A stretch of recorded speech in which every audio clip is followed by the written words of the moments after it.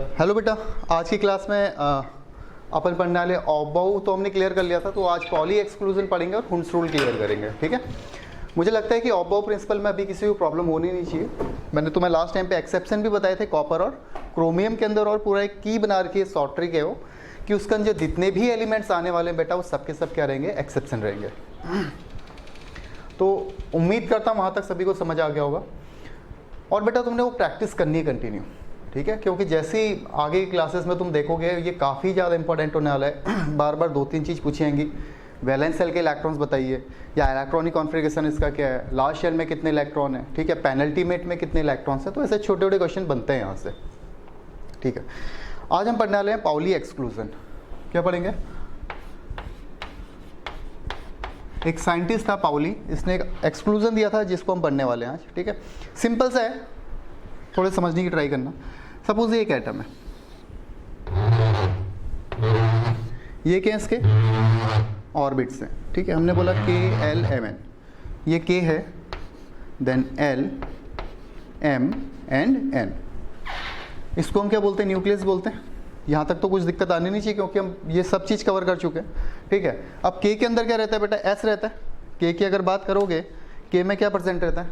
S, then S and P, S P and D, S P D F, यही चलता है। Direct इसको books में क्या लिखा जाता है? एस पी डी एफ लिखा जाता है। ठीक है, अब देखो ध्यान से सुनना, यहाँ कुछ इलेक्ट्रॉन्स होंगे, यहाँ भी इलेक्ट्रॉन्स होंगे, यहाँ भी इलेक्ट्रॉन होंगे, यहाँ भी इलेक्ट्रॉन होने वाले हैं। ये बात तुम्हें पता है कि सबसे पहले हमने बोला एक एटम है, एटम का सेंटर वाला पार्ट न्यूक्लियस है जो किसी भी एटम के वेट को डिसाइड कर रहा है। ठीक है, उसके बाद इन सर्कुलर पाथ पे इलेक्ट्रॉन्स रिवॉल्व कर रहे हैं। ठीक है, इन सर्कुलर पाथ पे क्या है? इलेक्ट्रॉन्स हैं। अब हमें पता है कि इलेक्ट्रॉन्स वेव नेचर भी शो कर सकता है, इलेक्ट्रॉन्स वेव नेचर भी शो कर सकता है। मतलब इलेक्ट्रॉन्स, अब हम डायरेक्ट नहीं बोलेंगे कि इलेक्ट्रॉन्स यहाँ प्रेजेंट रहता है, उसकी प्रोबेबिलिटी पे बात करेंगे कि कहाँ इलेक्ट्रॉन्स हो सकता है, कहाँ इलेक्ट्रॉन मिल सकता है। इतनी बात क्लियर है तुम सबको? ठीक है, अब देखो के की अगर बात करेंगे तो के में जो इलेक्ट्रॉन प्रेजेंट होंगे ऐसा होगा कुछ, ये एस ऑर्बिटल है, यहाँ इलेक्ट्रॉन्स होंगे। मैं तुम्हें बताया था जब हम स्पिन क्वांटम नंबर पढ़ रहे थे कि इलेक्ट्रॉन्स को दिखाने का तरीका ये है। ठीक है, या इलेक्ट्रॉन्स को कैसे दिखा सकते हो बेटा? ये दोनों ही तरीके इलेक्ट्रॉन्स को दिखाने का है, मतलब इनकी स्पिन बता रहा है, clockwise, anti clock, clock anti clock. ठीक है, एक को हम प्लस हाफ बोलते हैं, दूसरे को माइनस हाफ बोलते हैं। किस में? एस में।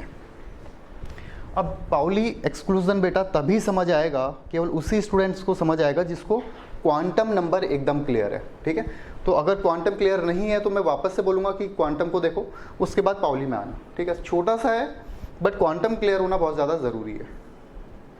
क्या बोला था पाउली ने कि किसी भी एटम के अंदर, किसी भी एटम के अंदर किसी भी दो इलेक्ट्रॉन का अगर तुम क्वांटम सेट निकालते हो, कोई एटम पकड़ा तुमने, सपोज सोडियम लिया, ठीक है, या कैल्शियम लिया, कुछ भी ले लिया, कोई एटम लिया सोडियम, और उसके अंदर तुम किसी भी दो इलेक्ट्रॉन का क्वांटम सेट जब निकालोगे, quantum set means principal, azimuthal, magnetic और स्पिन,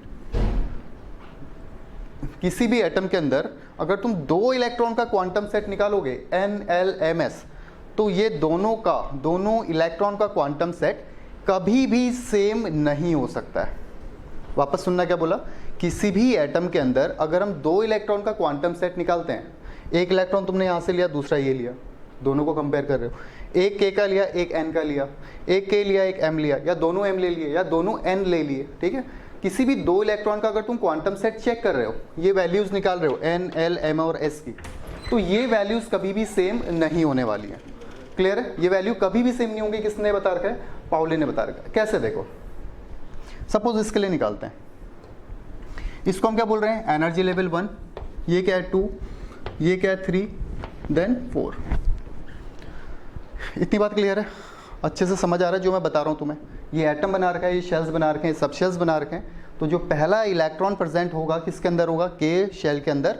कौन से सब शेल्स में? एस के अंदर। अब ये जो पहला इलेक्ट्रॉन दिख रहा है बेटा, इस वाले का हम क्वांटम सेट निकाल रहे हैं। जो पहला वाला है, ये जो ऐसा दिखाया गया है, इसका क्वांटम सेट निकाल रहे हैं। ठीक है, N, L, M and S। ध्यान से समझना है इसको। N क्या बताता है? एनर्जी लेवल के बारे में। ये कौन सा एनर्जी लेवल का इलेक्ट्रॉन है? कौन सा एनर्जी लेवल का इलेक्ट्रॉन है? फर्स्ट एनर्जी लेवल का। तो N क्या हो गया यहाँ पे? 1। किसके अंदर इलेक्ट्रॉन प्रेजेंट है? S के अंदर इलेक्ट्रॉन प्रेजेंट है, इसका मतलब अगर S है तो L क्या होता है? 0। यहाँ पे कोई दिक्कत तो नहीं है। N बताता है तुम्हें एनर्जी लेवल, तो देखो फर्स्ट एनर्जी लेवल का इलेक्ट्रॉन है। L बताता है तुम्हें सबशेल्स के बारे में, कौन सा सबशेल है? S, इसका मतलब L हो गया 0। अब मैंने तुम्हें बताया था अगर L 0 रहेगा तो M हमेशा और हमेशा क्या रहेगा? 0 रहेगा। ये बात हमने कर ली थी। और ये पहले वाले इलेक्ट्रॉन की बात कर रहा है जिसको हम क्या बोलते हैं? +1/2। यहाँ पे किसी को कोई दिक्कत? यहाँ पे किसी को कोई दिक्कत है? N L M S, ये हमने किसकी वैल्यू निकाली? ये जो फर्स्ट इलेक्ट्रॉन दिख रहा है तुम्हें। सेकंड का निकालते हैं, चलो सेकंड वाला जो इलेक्ट्रॉन है इसकी वैल्यूज निकालते हैं, ठीक है। यहाँ पे निकाल लेता हूँ। इसमें निकालना तुमने N L M and S, ठीक है। N क्या रहेगा इसका? इसका N भी 1 ही होगा क्योंकि ये इलेक्ट्रॉन भी कहाँ प्रेजेंट है? फर्स्ट शेल में प्रेजेंट है। L क्या होगा इसका? 0 ही होगा। L इसका भी 0 होगा क्योंकि S के अंदर के इलेक्ट्रॉन की बात कर रहे हैं। तो N 1 हुआ, L 0 हुआ, और अगर L 0 रहेगा तो M क्या रहेगा? 0 रहेगा बेटा, ठीक है। बट जैसे ही S की बात करोगे, S यहाँ पे -½ हो गया। यहाँ S क्या था? +½ था। यहाँ पे क्या हो गया? S -1/2। यही बात बता रहा था पाउली। किसी भी एटम के अंदर अगर तुम कोई से भी 2 इलेक्ट्रॉन का क्वांटम सेट चेक करते हो तो ये कभी भी चारों सेम नहीं होंगे। N सेम था 1, L सेम था 0, M सेम था 0, बट S यहाँ +½ है और S यहाँ पे क्या है? -½ है, ठीक है। इसको पाउली एक्सक्लूजन के अंदर लिख सकते हो तुम, no 2 electron have same quantum number, no 2 electron have same quantum number of an atom.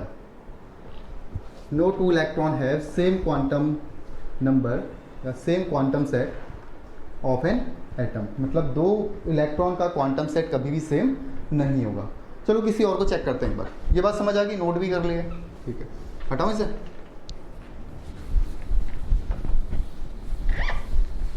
चलिए अब किसी दूसरे इलेक्ट्रॉन्स के लिए चेक करते हैं। ये तो हमने सेम शेल के लिए करा था, ठीक है। अब अगर हम शेल चेंज कर दें, सेल ही चेंज कर दें तो क्या होगा? देखो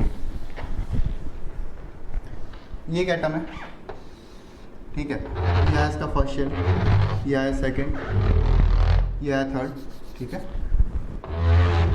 यह है फोर्थ। यहाँ पे S है, यहाँ पे S भी है और P भी है, ठीक है। यहाँ भी S भी है और यहाँ पे P भी प्रेजेंट रहता है। तो मैं S की बात कर रहा हूँ केवल। ये फर्स्ट है, ये सेकंड शेल है।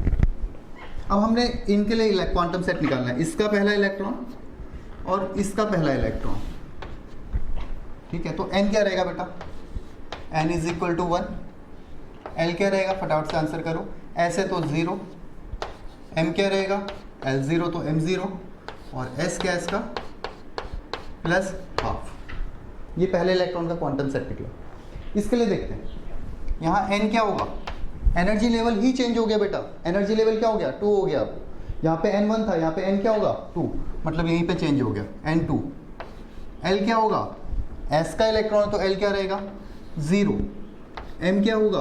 अगर L 0 है तो M 0, और S यहाँ पे क्या है? +½ पहला इलेक्ट्रॉन है, इसका मतलब +½ है। अब दोनों को एक बार ध्यान से कंपेयर करो बेटा। N L एंड S तीनों में सेम है। N L and S, L M and S, L M S, azimuthal, magnetic and spin तीनों में, दोनों में सेम है। बट जो ये है प्रिंसिपल क्वांटम नंबर, ये ही चेंज हो गया, ये चेंज हो गया। समझ पा रहे हो? यही पाउली ने बताया था। तुम किसी भी 2 इलेक्ट्रॉन को चेक कर लो, कभी भी ये 4 वैल्यू सेम नहीं आएंगी। अगर सेम आ रही है इसका मतलब गलत है। ये दोनों सेम कभी भी नहीं आएंगी। अगर सेम आ रही है कभी, इसका मतलब ये क्या है? गलत है। तो यही था सिंपल सा पाउली एक्सक्लूजन, कि किसी भी एटम के अंदर 2 इलेक्ट्रॉन का क्वांटम सेट कभी भी सेम नहीं होगा। बस समझ आ गया? सिंपल है, समझ आ गया बेटा? ओके, नोट डाउन करो इसको।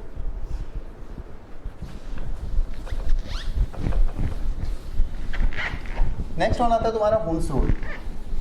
हुन्स रूल ऑब्बाउ तुम्हारा क्लियर हो गया बेटा, ठीक है। पाउली एक्सक्लूजन क्लियर होगा। ऑब्बाउ किसी साइंटिस्ट का नाम नहीं था, मैंने तुम्हें एक बार बताया था पहले भी वीडियो में। कि पाउली तो साइंटिस्ट का नाम है, बट ऑफबाउ किसी साइंटिस्ट का नाम नहीं है। ऑफबाउ का मतलब होता है बिल्डअप करना किसी चीज़ को। उसने क्या करा था, इलेक्ट्रॉनिक कॉन्फ़िगरेशन को बिल्ड किया था, ठीक है, एनर्जी लेवल्स के अकॉर्डिंग। बट कौन से साइंटिस्ट ने दिया था ऑफबाउ प्रिंसिपल? वो था हकल। क्या नाम था उसका? हकल। हकल नाम था इसका। तो हकल ने क्या दिया था, मैं ऑफबाउ प्रिंसिपल, और ऑफबाउ प्रिंसिपल को ही N+L रूल भी बोला जाता है। N+L रूल, जैसे तुमने देखा होगा इलेक्ट्रॉनिक कॉन्फ़िगरेशन कैसे लिखा था हमने, 1s2 2s2 2p6 3s2 3p6 4s2 3d10। 4s पहले आया, 3d बाद में आया। क्यों? 4s पहले लिया हमने, 3d बाद में लिया। इसका रीज़न ये है, N+L रूल के अकॉर्डिंग 4s का जो N+L था वो कम था कंपेयर टू 3d के, ठीक है। ये तुम देख लेना, पुरानी वीडियो में बता रखा है कि N+L के अकॉर्डिंग हम इलेक्ट्रॉन्स को फील करते हैं। इलेक्ट्रॉन्स को निकालने का कोई तरीका, कोई ऐसा रूल नहीं आया था, बट इलेक्ट्रॉन्स को फील करने के लिए हमने N+L रूल लिया। इलेक्ट्रॉन जब भी रिमूव करोगे, निकालोगे तो लास्ट शेल से निकालोगे। अगर इलेक्ट्रॉन्स को रिमूव करना है तो कहाँ से निकालोगे? लास्ट शेल से, ठीक है। हुंस ने क्या बताया था? नेक्स्ट साइंटिस्ट आता है तुम्हारा हुंड, जिसका नाम है हुंस रूल। इसने दिया था हुंस रूल। वैसे अगर इलेक्ट्रॉनिक कॉन्फ़िगरेशन बेटा तुम्हें आता है लिखना, तो इसमें ज़्यादा जोर नहीं आना चाहिए, ज़्यादा परेशानी नहीं होनी चाहिए, पाउली तुम्हें समझ आएगी। हुंस रूल ने अपना एक चीज़ हुंड ने एक्सप्लेन किया था, मैक्सिमम मल्टीप्लिसिटी। मैक्सिमम मल्टीप्लिसिटी, इसको नोट डाउन करते रहना जो आज की क्लास में बोल रहा हूँ मैं, ठीक है। छोटे छोटे टॉपिक्स हैं, इसको जो जो बोल रहा हूँ मैं नोट्स में उतारते रहना। हुंस का जो रूल था बेटा वो था मैक्सिमम मल्टीप्लिसिटी का, ठीक है। मैक्सिमम मल्टीप्लिसिटी लिख लेना कहीं साइड में, मैक्सिमम मल्टीप्लिसिटी, ओके। क्या बताया था हमने? इलेक्ट्रॉन्स को फिल करने का तरीका। सपोज हमारे पास एक p ऑर्बिटल ही है, दूसरा p ऑर्बिटल ही है, हमारे पास पड़े 3 इलेक्ट्रॉन। कितने इलेक्ट्रॉन्स हैं? 3 इलेक्ट्रॉन। तो इनको फिल कैसे किया जाए? तो देखो, फिल करने का तरीका ये हो सकता है 1 2 3, ठीक है। तो ये बात तो तुम्हें पता है कि ये तो बिल्कुल ही गलत होगी। क्यों? क्योंकि एक ऑर्बिटल के अंदर मैक्सिमम 2 ही इलेक्ट्रॉन होते हैं। हमने कितने रखे हैं? 3, मतलब गलत। क्लियर है? ओके। सेकंड तरीका क्या हो सकता है? हमने इलेक्ट्रॉन एक ये रखा, दूसरा ये रखा, तीसरा ये रखा। ये भी पूरी तरीके से गलत है। किसके अकॉर्डिंग? हुंस के अकॉर्डिंग। अब हुंड क्या बता रहा था बेटा? हुंड ने बोला कि सबसे पहले जब भी हम इलेक्ट्रॉन्स को फिल करेंगे, जब भी हम इलेक्ट्रॉन्स को फिल करेंगे तो अनपेयर्ड इलेक्ट्रॉन मैक्सिमम होने चाहिए। जब कोई भी ऑर्बिटल हाफ फिल्ड हो जाएगा तो उसके बाद पेयरिंग करनी इलेक्ट्रॉन्स की। जब कोई भी ऑर्बिटल अगर हाफ फिल्ड हो गया तो उसके बाद इलेक्ट्रॉन्स की पेयरिंग करनी है। तो पेयरिंग कैसे करोगे? ये, ठीक है। अब 3 इलेक्ट्रॉन्स हैं, तो 3 इलेक्ट्रॉन को फिल करने का तरीका ये है, 1 2 3, ठीक है। जब तक कोई हाफ फील्ड नहीं होगा तब तक तुम पेयरिंग नहीं कर सकते हो। तो पहला तरीका तो ये है, तुमने सबके सब क्लॉकवाइज में डाल दिए, पॉजिटिव हाफ में डाल दिए। सेकंड तरीका ये भी सही है बेटा, 1 2 3, ये तरीका भी सही है, ये तरीका भी बिल्कुल सही है। बट बुक्स में ज़्यादातर इसको प्रीफर किया जाता है, ठीक है। जब भी बुक्स को देखोगे जनरली क्या दिया जाता है, उसमें पॉजिटिव हाफ वाले इलेक्ट्रॉन्स पहले लिखे जाते हैं, फिर उसके बाद इलेक्ट्रॉन्स बचते हैं, तो ठीक है। तो यही बोल रहे हैं, हुंस ने क्या बता रखा तुम्हें, पेयरिंग तब तक नहीं होगी जब तक कोई भी ऑर्बिटल हाफ फिल्ड ना हो जाए। तो ये हाफ फिल्ड हो गया। अब सपोज 4 इलेक्ट्रॉन है हमारे पास, तो चौथा इलेक्ट्रॉन यहाँ कैसे आएगा? ऑपोजिट स्पिन के साथ यहाँ कैसे आएगा? समझ पा रहे हो? ये 2 के 2 तरीके बिल्कुल सही है। कार्बन का इलेक्ट्रॉनिक कॉन्फ़िगरेशन सपोज तुम्हें लिखना है 1s2 2s2 2p2। क्या इलेक्ट्रॉनिक कॉन्फ़िगरेशन है कार्बन का? 1s2 2s2 2p2। इनको ऑर्बिटल्स में रख दो। 1s 2s then 2p, 1s2 2s2। यहाँ तो कोई दिक्कत नहीं थी, ऐसा तो ऐसे ही रखेंगे इलेक्ट्रॉन, बट 2p2। अब यहाँ इलेक्ट्रॉन्स कैसे फिल करेंगे बेटा? 1 2, ये इलेक्ट्रॉन्स को फिल करने का तरीका है, ठीक है। अगर 2p4 होता, 1s2 2s2 2p4, तो क्या करते? 1 2, अब तीसरा इलेक्ट्रॉन नहीं जाएगा, हाफ फिल्ड हो गया बेटा, ठीक है। अब चौथा इलेक्ट्रॉन आएगा ऑपोजिट स्पिन के साथ, इसमें तो ज़्यादा मुझे लग नहीं रहा किसी को कन्फ्यूजन होना चाहिए, क्योंकि ऑब्बो प्रिंसिपल के अंदर मैंने डिटेल में बता दिया था कि अब इलेक्ट्रॉन्स कैसे भर रहे हैं। उसने बताया क्या था, मैक्सिमम मल्टीप्लिसिटी। तो हमने इलेक्ट्रॉन्स भरे 1s2 2s2 2p4, ये 1s है, ये 2s है और ये 2p है। 1 2 3 इलेक्ट्रॉन हो गए ऑपोजिट स्पिन में। अब जो चौथा आएगा ये हमने बोला plus half plus half plus half. अब जो चौथा इलेक्ट्रॉन फील हो रहा है बेटा, ये किस में आएगा, माइनस हाफ में। ठीक है, ये तरीका बिल्कुल सही है। अब बुक्स में ये दिया रहता है, तुम्हें वापस सुनो, फिर ये डाउट मत पूछना कि सर ये क्या हो रहा है क्या नहीं हो रहा है, ध्यान से समझ लो, ये बुक्स में दिया रहता है। बट अगर इसकी जगह मैं इसको ऐसा फील कर दूँ, ध्यान से समझ लेना इसको, 1 2 3 ये कर लिया। चौथा इलेक्ट्रॉन बेटा यहाँ पे भी आ सकता है, ये भी सही है। इसको हटाओ, यहाँ भी आ सकता है, ये भी सही है। इसको हटाओ, यहाँ भी आ सकता है। तो जब भी बुक्स की बात करेंगे, बुक्स ये देता है तुम्हें, तो अगर ये लिखते हो तो अप्रोप्रिएट है, सही है, इसको ऐसा लिख सकते हो तुम। तो इलेक्ट्रॉनिक कॉन्फ़िगरेशन लिखने का तरीका आ गया। ऑक्सीजन का इलेक्ट्रॉनिक कॉन्फ़िगरेशन हमने बोला 1s2 2s2 2p4। ठीक है, क्या बोला, 1s2 2s2 2p4, ये इलेक्ट्रॉनिक कॉन्फ़िगरेशन है। और अगर इसी को हम इन ऑर्बिटल्स के थ्रू रखते हैं, ये ऑर्बिटल्स जो बनाए मैंने 1s का 2s का 2p का, तो इसको बोला जाता है ग्राउंड स्टेट इलेक्ट्रॉनिक कॉन्फ़िगरेशन। क्या बोलते हैं, ground state electronic configuration, ground state electronic configuration. समझ आती बेटा बात, इसी को हम क्या बोल रहे हैं, ग्राउंड स्टेट इलेक्ट्रॉनिक कॉन्फ़िगरेशन। चलो एक दो और कर लेते हैं फटाफट से। सपोज डी में 6 इलेक्ट्रॉन है, डी में सपोज 6 इलेक्ट्रॉन है, आयरन का केस ले लो Fe। मैंने तुमको बताया था अगर एटॉमिक नंबर 26 है तो लास्ट में क्या आने वाला है, 4s2 3d6, यही होगा। बनाओ 4s 1 2 3d। इसमें कैसे इलेक्ट्रॉन्स फिल करोगे, अब 1 2 3 4 5।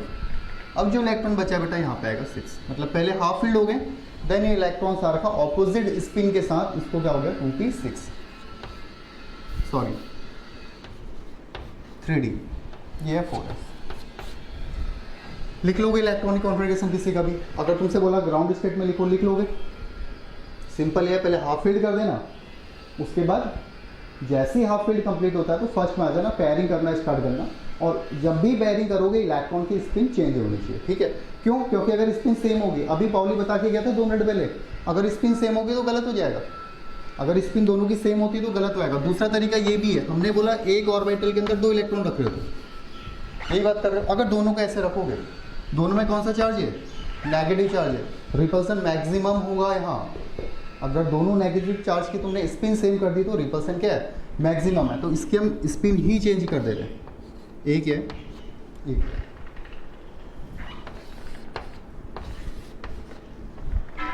ठीक है, हुंस हो गया तुम्हारा, ऑब्बो हो गया, पाउली एक्सप्लोजन हो गया। तो अब तुम्हें इलेक्ट्रॉनिक कॉन्फ़िगरेशन लिखने में कोई भी दिक्कत नहीं होनी चाहिए, ग्राउंड स्टेट में भी नहीं होनी चाहिए, नॉर्मल भी नहीं होनी चाहिए। सोडियम बोला गया, सोडियम का इलेक्ट्रॉनिक कॉन्फ़िगरेशन लिखो, क्या होगा 1s2 2s2 2p6 3s1, यही है। ओके, ग्राउंड स्टेट लिखो 1s2 2s2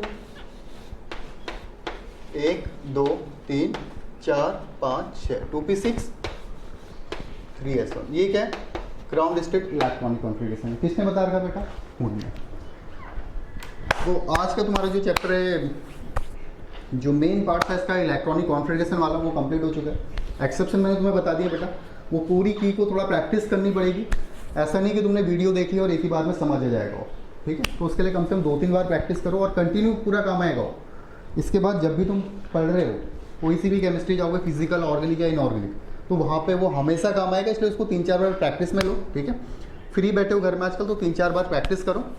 और अब अगर कोई डाउट आता है, वैसे आना तो नहीं चाहिए, लेकिन तो भी अगर कोई डाउट आता है तो जब वीडियो देख रहे हो उस टाइम पे मुझे मैसेज कर दो, ठीक है। ओके, चलो बाय बेटा।